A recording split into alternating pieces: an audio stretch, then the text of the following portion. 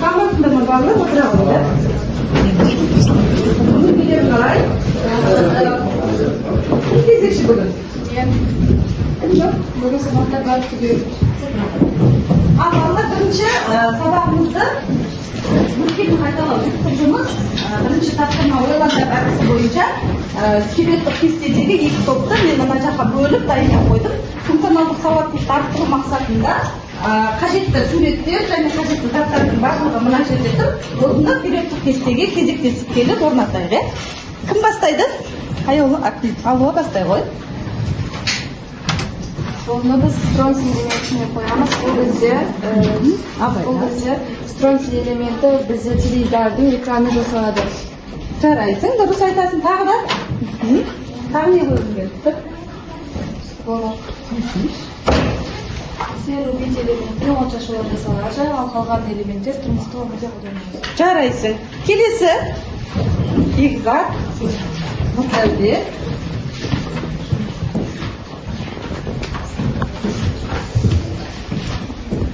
Kadmiyda bizde keme bölgelerini jasaladi.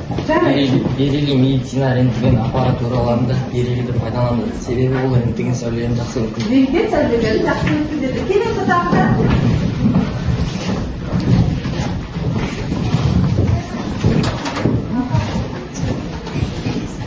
Магний көліктердің доңғалақ тіскелерімен жасалады. Радиоактивті элементтерге жатады. Дұрыс. Қай элементтер жатады? Франция радий. Франция радий. Элементтері радиоактивті элементтерге жатады. Айсылу, балнар. Çiçeklerden kuramında kalsiyum кездеседі. Егер кальций болмаса, біздің организмімізде сүйектер мол сулғыш келеді. Onun заряды литий элементінен жасалады. Тағы да градусникті қойды, сынаққа қойды. Дұрыс. Тағы бар ма? Шығатын оқушылар заттарды ұзартып қалды. Қоямыз да.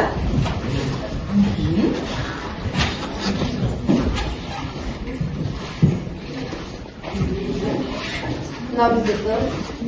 Tuz. Küçükler. Mutfak bekliyoruz. Sıcaklar. Aytabiler. Aytabiler. Bu bizim metal, metal bir kışta kalırlar. Metal elde kesilgen kışta negatiga türün tüzüğüne bağlantısından kalırlar. Bu metallar keratin azıcıklar kalады. Sebebi aktif metalda. Yani geçirde metallar. Штаб бұл сіздік жер металдар, олардың барлығы S элемент топтарына жатады. Және де сыртындағы электрондар саны 2S электрон болады, және осы электрондарға қарай олардың тотығу дәрежесі +2 болады. Және бұлардың барлығы металдар. Жарайсыңдар. Молодец, бұл жарайсыңдар балалар. Бұл бізде периодтық кестеде биолаз элементтер, бұлардың қатарына біз галогендерді, халкогендерді және инертті газдарды жатқызуымызға болады. Келесі балалар енді бүгін жаңа сабақтың тақырыбы металдар және бейметалдар. Дәптерлеріңді аша қойыңдар. Бүгінгі күнді жазайық.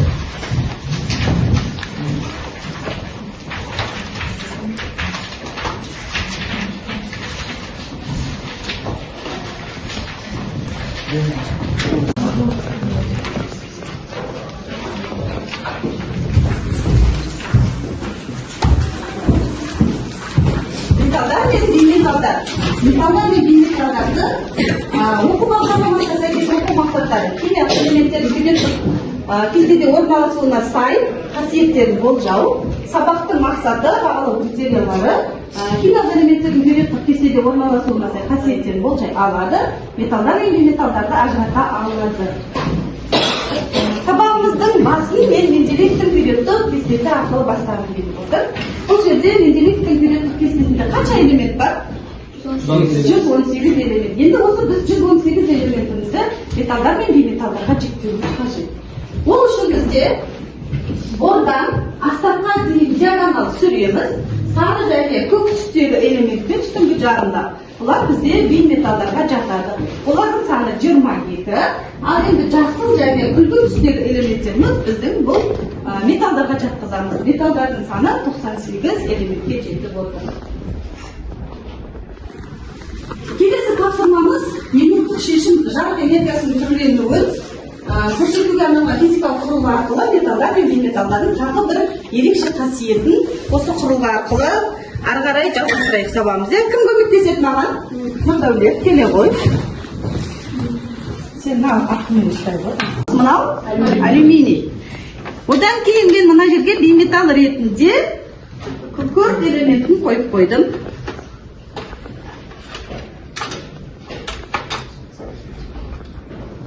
Не істеді? Жарығымыз жанды, я? Мысқа қойсақ та жарығымыз жанды. Ал енді күкіртке қойған кезде жанбады. Нұрдәулет, не түсіндің осы жерде? Металдар тоқ көзін жақсы өткізеді, ал бейметалдар тоқ көзін өткізеді. Электр тоғын жақсы өткізеді, яғни металдарымыз күнделікті тұрмыста біз көбінде мыспен отырамыз.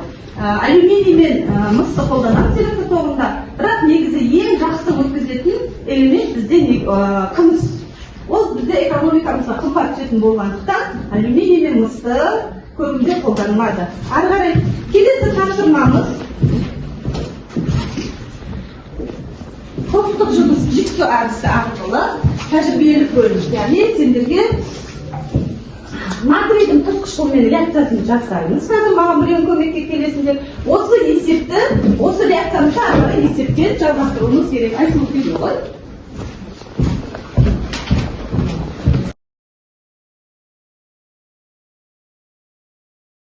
Таныстыра бер. Бізге ең алдымен тәжірибе жасамас бұрын осындай тұрғы және тұрғыға қаралған сынауық, фильтр қағаздары, өлшеуіш пипетка және де тұтқыш керек болады. Ал бізге керекті элементтер ол тұз қышқылы және де натрий. Және таразымыз бар, я Айсұлу? Өлшеу үшін таразымыз керек болады. Өлшеу үшін таразымыз қолданамыз.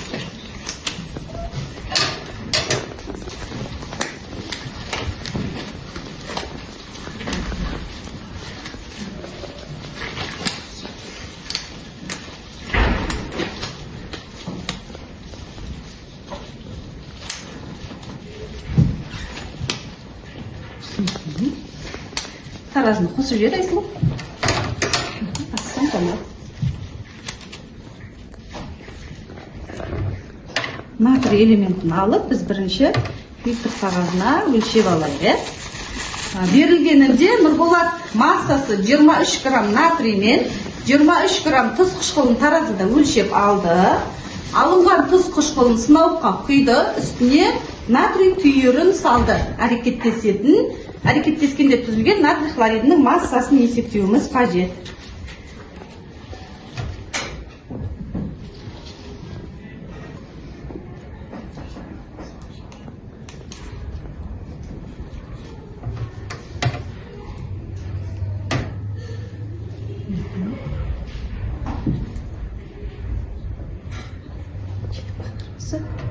Осыны біз жаңа Назеркенің айтып өткендей, бірінші топтағы элементтер активті металл болғандықтан, оларды керосиннің астында сақтайды, сондықтан біз сыртындағы керосинін кетіріп алуымыз қажет.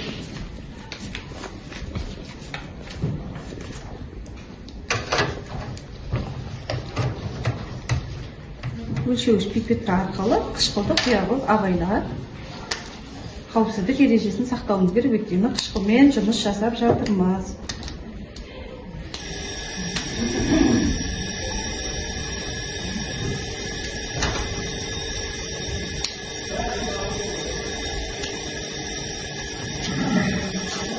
Ашылмайды.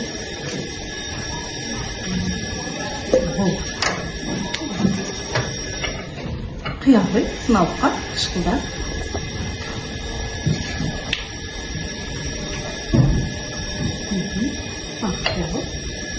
Çok mutlu ederim. Ne böyle bak, ne böyle.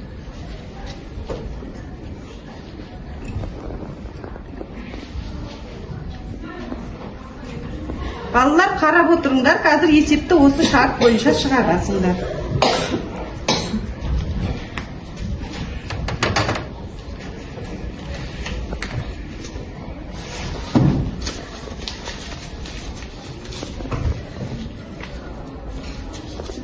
Абайда.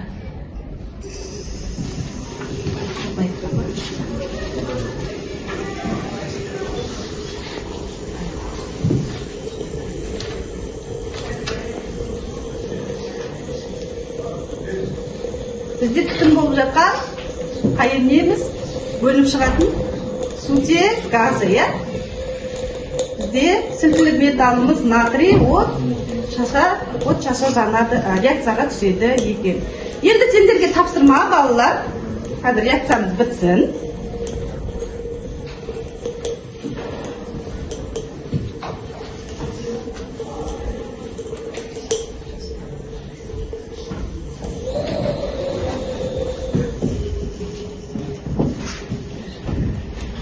Балалар, енді сендер бітті. Тәжірибені жасадық. Енді есептің шартын жазулары керек. Реактор теңдеуін теңестіріп, одан кейін пропорция қылып есепті шығарулары керек. Алдарында постер тұр.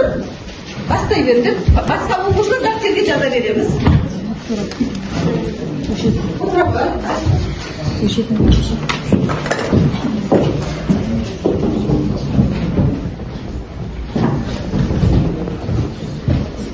Бастай берді.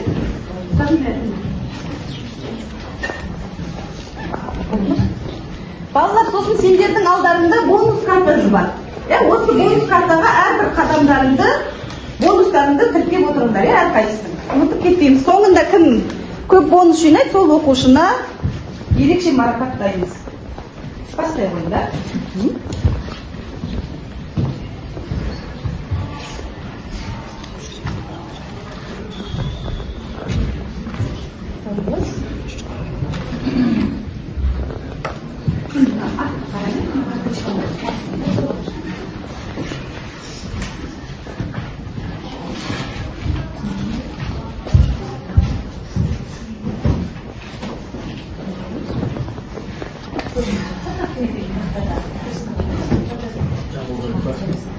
Уақыт 5 минут уақыт беріледі, құм сағатты аударып қоя қойыңдар.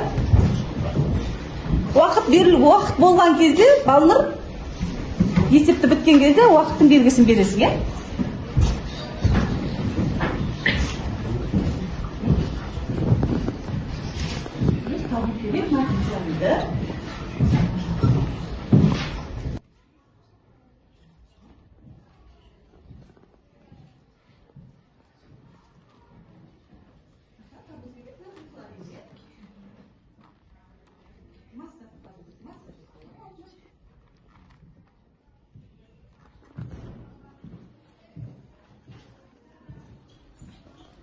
Қайтып бірінші бітсе, белгі береміз.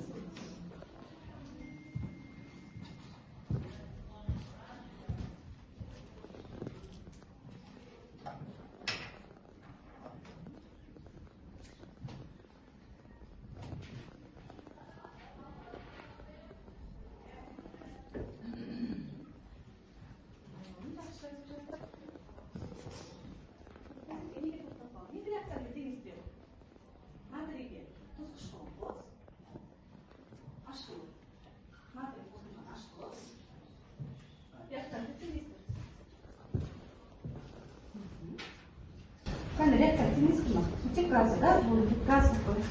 Газдың белгісі жүріп шығардан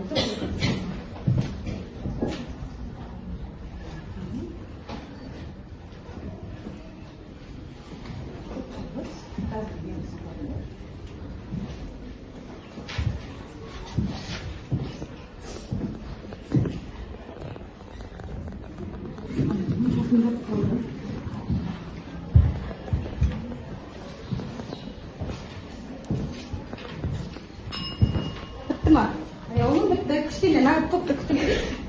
Бірінші топ металдар тобы бітті бізде.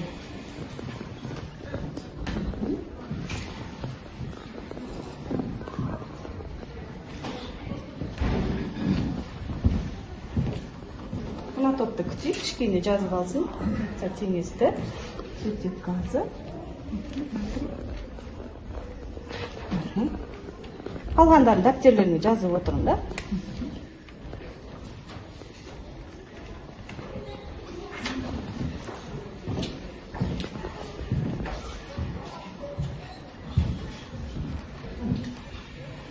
Балалар, жылдамдатамыз.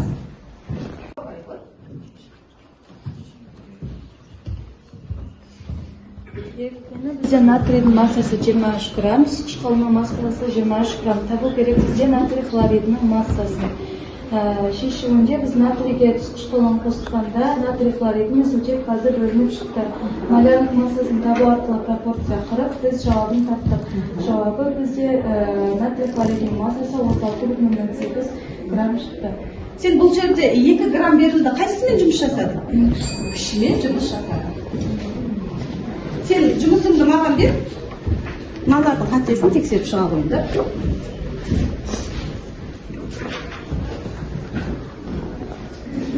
Келесі төртінші тапсырмамыз сабақты бекіту тапсырмасы. Озық ойлы оқушы. Шахмат ойыны. Бұл жерде жеке жұмыс орындалады, балалар. Шахмат ойын тақтасында шахматтардың әрбір фигурасының астында металдар мен бейметалдар жасырылған. Сендер әрбір ходтарында металдар мен бейметалдар егер реакцияға түсетін болса, реакция теңдеуін тақтаға жазып, теңестіріп, түсіндіріп айтуларын қажет. Бастаймыз ба? Кім бастайды? Нұрдәулет, Балнұр. Металдар ақ болады, бейметалдар қара.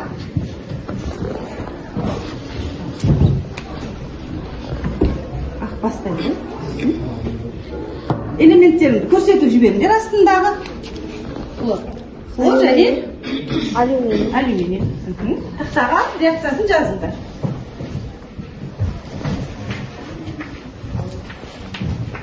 Алюминий қосылған, хлор.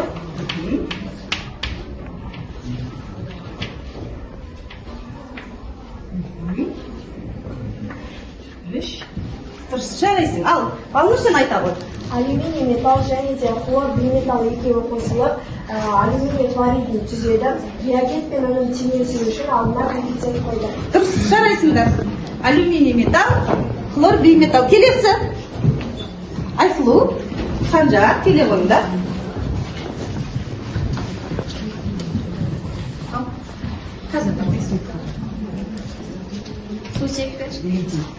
Сутек және литий. Ал, ажыратып жазайық, иә?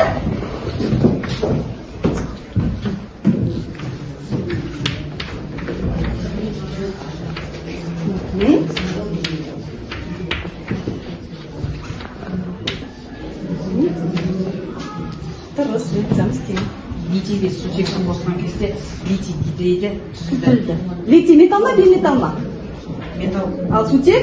Бейметалл. Бейметалл. Жарайсың. Келесі, Бекза, алуға шыға қойыңдар. Бонустарыңды қойып отырыңдар, балалар. Алюминий мен оттек. Кім жазады? Алуға сен жазасың ба? Ендеше Бекзат айтады.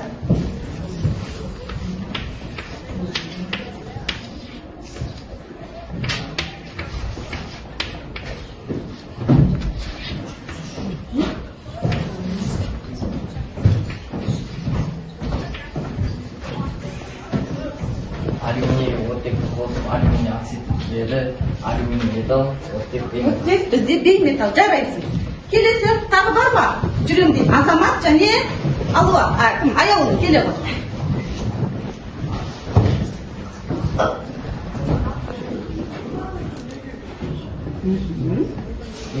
Кальций. Кальций, иод.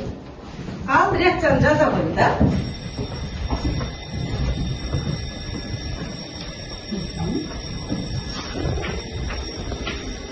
Балалар, сендер дәптерлеріне жазып отырыңдар тапсырмаларды. Тестте жазып алыңдар, білдіргендерінше.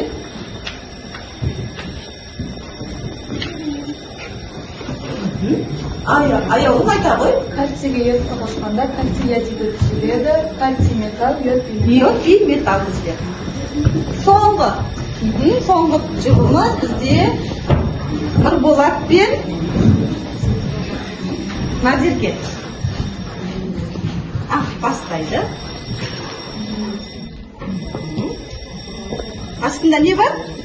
Сұрақ. Ал, келісіп алыңдар. Біреуін сұрақ қоясың, екіншісін сол сұраққа жауап берулерің қажет. Мен сұрақ қояйын. Металдар мен бейметалдың арасында реакциялардың нәтижесінде қандай байланыстар түзіледі және мысал келтіріңіз. металдар мен бейметалдар реакциясында иондық байланыс Иондық байланыс түзіледі. мен мысалы ретінде натрийға хлорды қосып Жазады, тақтаға жазып көрсете ғой. Ал вот, айтын назарке отыра бер.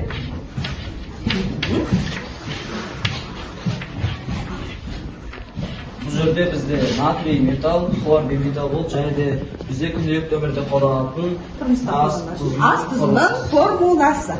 Жарайсыңдар балалар, қалған қосымыз осымен уақыттың шектеулі. Соңғы тапсырмамыз ментальдың формасы арқылы кері байланыс бере онда бүгінгі сабаққа алдарында QR код тұр, ұялы байланыс телефондарын алыңдар. Сол жерде кері байланыс бере онда. Тағы бар есіңіз әжет. Кімге жетті? Жетті ма? Мақ.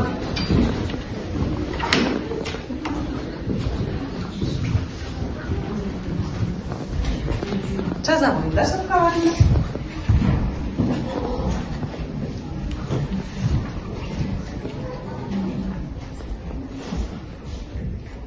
Кері байланыс мына жерде көрінуі керек.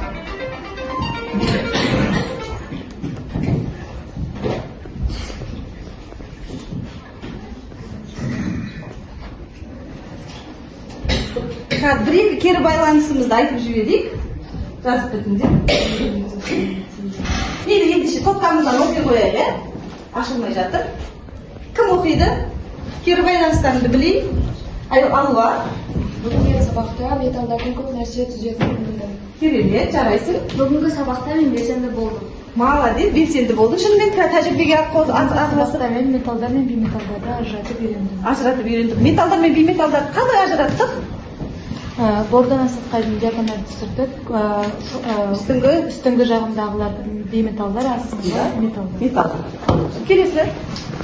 Мен бүгінгі сабақта сертификат туралы тағы бір нәрсе білдім. Молодец, жарайсың. Тағы Металдардың көптеген қолданатын үйрендік.